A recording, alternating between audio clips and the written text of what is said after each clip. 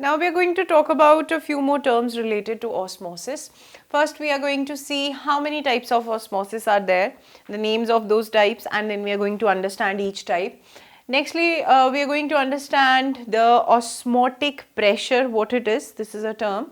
And lastly, we are going to see reverse osmosis. While we deal with this, we are going to understand what are the factors which influence the rate of osmosis.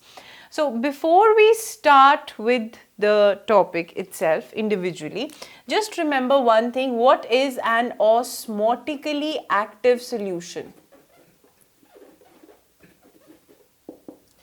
A solution which, after being separated by a semi-permeable membrane, is active to take up the water or the solvent. That is the osmotically active solution. Keep this term in mind. We're going to use it oftenly when we understand osmotic pressure. Now, first we are going to talk about the types of osmosis. So, osmosis is of two types: end osmosis and exosmosis.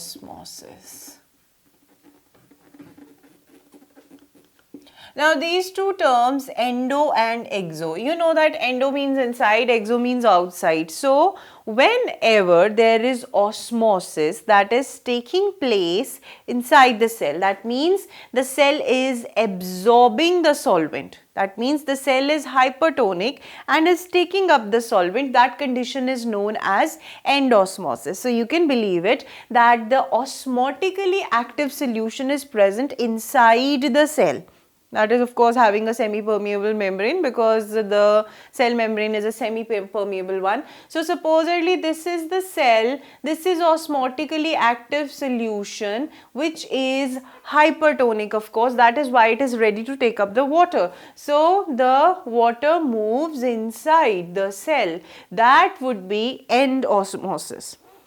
Opposite to this, supposedly this solution is hypertonic and the cell lying in the solution which is having the cell is osmotically active solution. So what will happen? The water which is present inside the cell would move out towards the osmotically active solution, and such a condition would be exosmosis. That means from the cell the water is moving out. And why I am taking water and not saying solvent? Because as I told you, in the living cells, it is usually water which acts as the solvent. So that is why I say that endosmosis is a condition when the water moves inside the cell, into the cell, and exosmosis is a condition when water moves out of the cell, when in both the cases cell is surrounded by a solution or a cell is dipped in a solution. So we have endosmosis and exosmosis. These two terms you have to remember.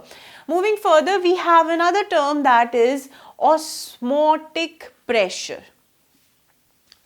Now, before we understand what is osmotic pressure, you need to understand a term, that is osmotic potential.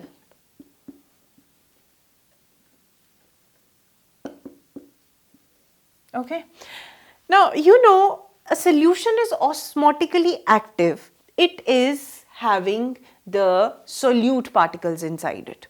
Try to understand this thing, that this term potential and osmotic. Firstly, you have to see that what basically is osmosis. Osmosis is the tendency of absorbing the solvent.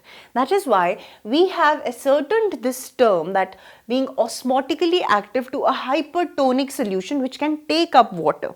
So a hypertonic solution is having a higher concentration of solutes inside its solvent. That means it is having the tendency to do osmosis. And how much is the tendency of doing osmosis? That means absorbing the water from the semi-permeable membrane through a semi-permeable membrane from a solution. That depends on the quantity of solute particles. Are you getting my point? It is simple, that supposedly you are having a solution like this. There is a cell inside it, and we say that the cell is osmotically active. That means the concentration inside the cell is much higher. That is why it could take up the solvent inside. Okay, or the water inside. Now this being osmotically active, that means this is able to do osmosis, and in terms of osmosis we are talking about endosmosis. Now this osmosis is taking place thanks to the solute particles which are present inside the solution of the cell. Okay, these are two solutions we are considering. The solution inside the cell, the solution outside the cell.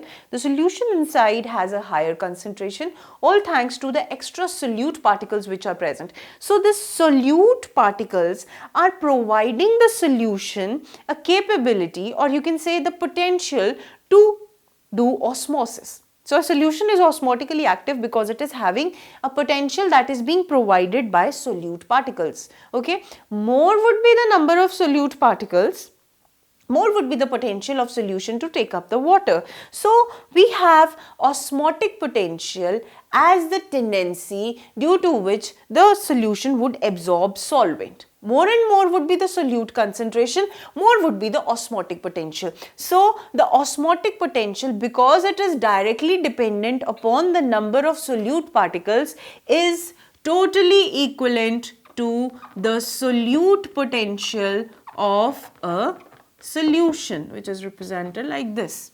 Okay, now you know that solute potential is a negative term. This potential is always observed as a negative value. So the solute potential, supposedly it is minus 20. So the osmotic potential would also be minus 20, because we have seen that the potential to do osmosis or a solution becoming osmotically active is dependent upon the number of solute particles. Now the solute particles provide the solute potential to a solution, and this potential is in terms of diffusion only. All these things are related to diffusion and diffusion potential and diffusion processes, and need not to say that osmosis is a special type of diffusion. So we are dealing with solute potential over here. This solute potential is equivalent to osmotic potential. Now these two terms, but we had to talk about osmotic pressure. Now osmotic pressure depends on osmotic potential. That is why I talked about solute potential. That is why in the beginning I said that what is an osmotically active solution. So coming to osmotic pressure, it is that pressure which must be applied externally so that the osmotically active solution does not absorb water. Now it must have gone overhead. I am going to repeat it because it was in continuity. I can make it out that it must have gone overhead. Why it must have gone overhead? Because so many potentials. What is the relation of pressure? Now see, for understanding this, we have an experiment. Supposedly, I have a solution like this, and I have a piston inserted into this container. This is a membrane. Now there is gradual movement of water or the solution A into the solution B, because B is osmotically active. This piston is responsible for external pressure. As much pressure would be required to stop this movement inside. Try to understand it. When this is not happening, this particular solution B is having its potential. That potential is osmotic potential, which would enable osmosis to take place. And that potential is somehow related to the osmotic pressure, because of which it absorbs water. There is a pressure inside the solution that is being created, and in order to relieve the solution of that pressure, it absorbs water so that the pressure decreases. Now to understand the value of the same pressure that this solution B would be exerting, I am putting an external pressure and understanding the value that it must be having.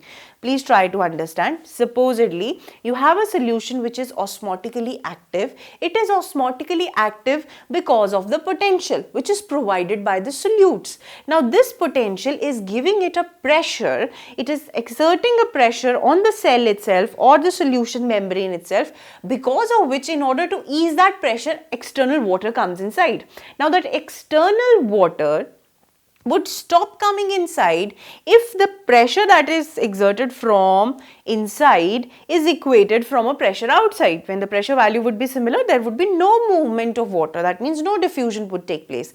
So that value of external pressure, when applied to a solution that is separated from another solution by a semi-permeable membrane, which stops the movement of solute. That means that pressure where osmosis does not take place. That pressure exerted on an osmotically active solution is known as osmotic pressure. I would suggest you to watch this lesson over and over again until and unless you don't understand it, because this osmotic pressure is a little bit tricky topic. It is that pressure which, when applied on an osmotically active solution from outside, stops the osmosis. Now the tendency of doing osmosis depended on this. Osmotic pressure is external pressure and it has to be equivalent to the value of osmotic pressure, but because it is in opposite direction, it is applied externally and this potential was present inside the osmotically active solution, so both the values are equal. Only difference being that the osmotic pressure is a positive value while osmotic potential is a negative value. You can keep in mind, because osmotic potential depended upon solute potential, so we have osmotic pressure is negative of solute potential. It would be a positive value, this would be a negative value. This is all you have to remember in terms of osmotic potential. And last is reverse osmosis. You see, generally this movement was inside the solution, that is hypertonic solution.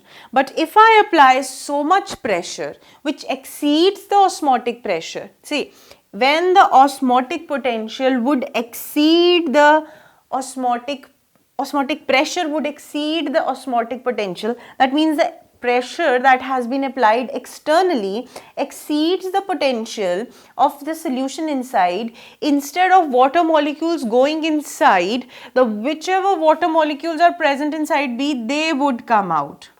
So the reverse movement of water particles outside from a hypertonic solution by application of external pressure is known as reverse osmosis. You can remember it in this way, that osmosis was when the water moved from a hypotonic solution into the hypertonic solution. But in the case of reverse osmosis, the water from hypertonic solution, that is having higher concentration, a pressure would be applied externally and the water from hypertonic solution would move out. That is known as reverse osmosis. And lastly, from all these topics that you have studied, you must have seen one thing, that it is a concentration of solute particles which play an important role in the osmosis activity. So all these factors, they depend on the concentration of the solutes which plays the role in a given solution, and of course the permeability that is being provided by the membrane which separates the two solutions. So this is all about osmosis.